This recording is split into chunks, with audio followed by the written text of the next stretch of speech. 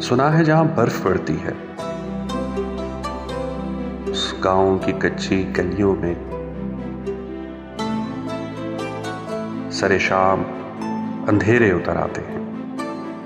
हम बर्फ से कोई रास्ता निकालेंगे, मन के जुगनू जला लेंगे। मेरे पैरों में पड़ी ये सब पगडंडियां एक बर्फ पोश चोटी को जाती हैं, जहां सूरज भी धूप सेंकने को आता है। हम वहीं अपना मकान बना लेंगे और मन के जुगनू जला लेंगे।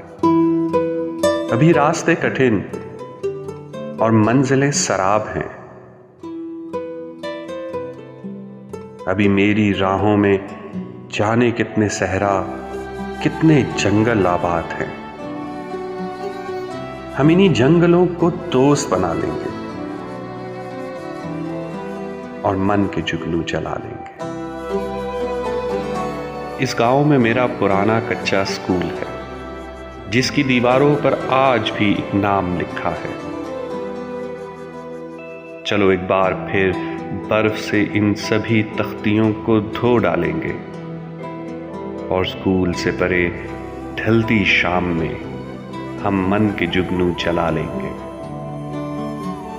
और सुनो, अगर कभी तुम दोबारा यहां से गुजरो तो रास्ते से कुछ ख्वाब ले आना, फिर हम अपने बस्तों से एक नई ताबीर निकालेंगे और सब मिलकर मन के जुगनू जला लेंगे।